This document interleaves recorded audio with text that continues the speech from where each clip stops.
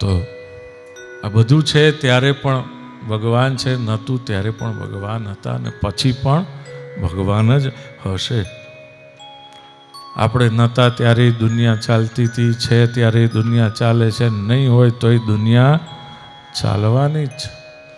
આપણા વગર અટકી નથી જવાનું, કોઈ મરી નથી જવાનું. બધા 2 મિનિટ રડશે પછી તો એમ જ કહેશે કે ભાઈ હવે વાસ મારે છે, કાઢો. અને છતાં પણ આપણે કયા ગુમાનમાં ફરીએ છીએ ખબર નથી. એટલે જ તો કહ્યું ને, સંતોએ કહ્યું, સરસ કીધું, ગાડા નીચે કૂતરું ચાલે પણ એને એમ જ હોય કે આ બધું ગાડું હું જ ચલાવું છું.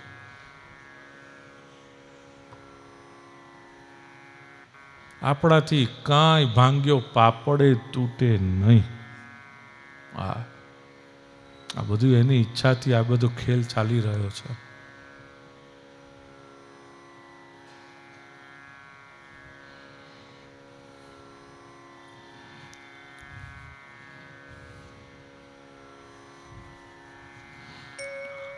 આની અંદર પણ હું છું ને એની બહાર પણ હું છું.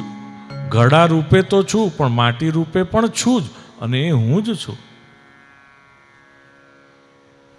ઘટ, આકાશ, આ બધા રૂપે હું જ છું.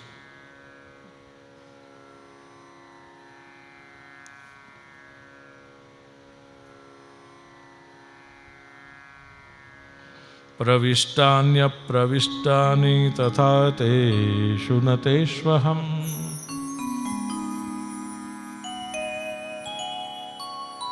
એ રૂપે તો છું જ પણ હું મારા રૂપે પણ છું જ.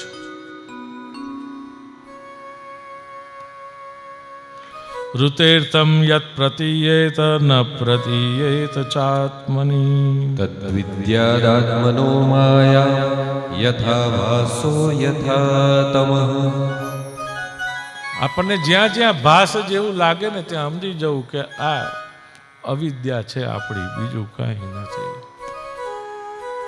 આપણી આ અવિદ્યા મટી જાય. તથા તેષુ ન તેષ્વહમ. અવિદ્યા ચાલી જાય ને ખરેખર તો સંસારમાં પછી બધું સુખ જ લાગે. પછી ક્યાંય ભાસ નહીં થાય, ઇલ્યુઝન ક્યાંય કશું નહીં લાગે. પછી રિયાલિટી દેખાશે, જે હશે તે સત્ય દેખાશે.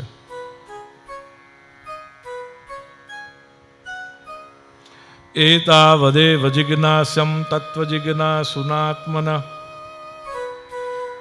અન્વય વ્યતિરેકાભ્યામ યત સ્યાત્ સર્વત્ર સર્વદા. અન્વય અને વ્યતિરેકથી એ સર્વત્ર છે ને સર્વદા છે. કારણ,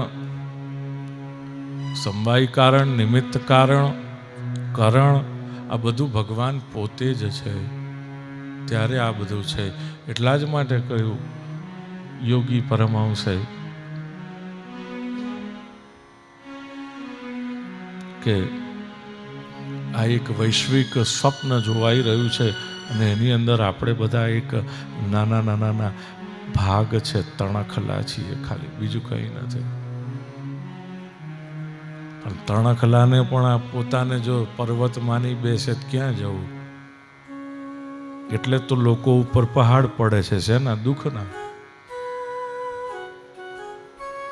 પોતાને કાંઈ માની બેસે છે.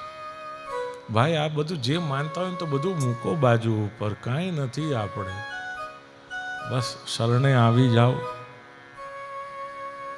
અને એને જ્ઞાન તરીકે, એની લીલાઓને જ્ઞાન તરીકે સ્વીકારો, સાધન તરીકે, તો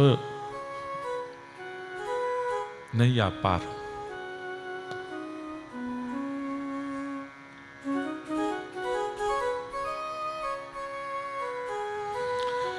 કુત્ર ક્ષતુર્ભગવતા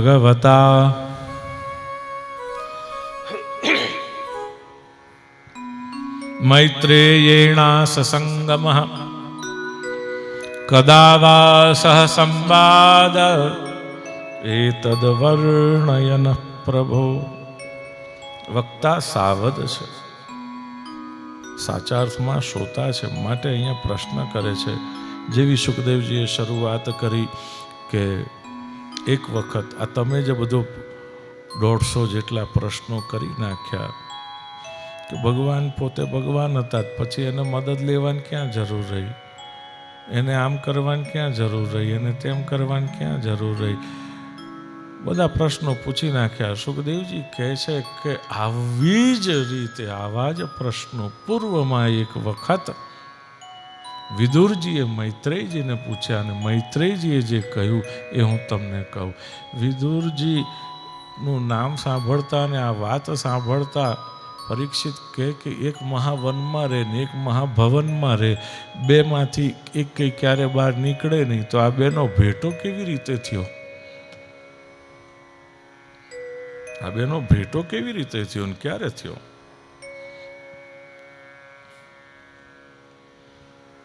તો કે મહાભારતના કાળની કથા છે. પ્રસંગ ત્યાં પહોંચ્યો અને સમજાવ્યું કે ભગવાન પાંડવોના દુઃખ હરવા માટે આવ્યા હતા.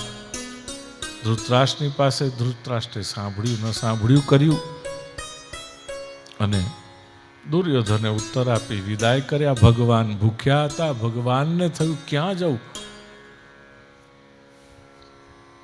કારણ કે ભગવાન તો જ્યારે પેલા એની શરતો ન માની એટલે ભગવાન તો ઊભા થયા, ચાલવા લાગ્યા. દુર્યોધન કહે કે મધ્યાહનનો સમય છે, બાપજી ભિક્ષા લઈને જાઓ.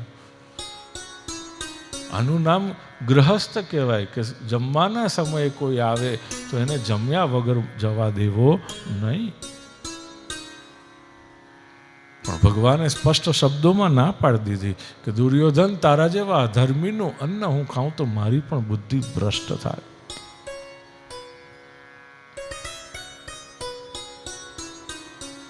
ન જમ્યા ભગવાન. વિદુરજીને ત્યાં જઈને આપણે સાંભળ્યું, ગાઈએ છે કે શાક વિદુર ઘર ખાઈ. સૂકી ભાજી ખાધી, એની પાલકની ભાજી એમને એમ કાચી ખાધી ભગવાને, કેળાના છિલકા ખાધા, ખાઈ ગયા ભગવાન. પણ દુર્યોધનને ત્યાં 5 પકવાન ના ખાધા. એમ આપણામાં પણ એ તાકાત જોઈએ કે આપણે ખુમારીથી કોકને કહી શકીએ કે તારું મારથી ખવાય કે ન ખવાય.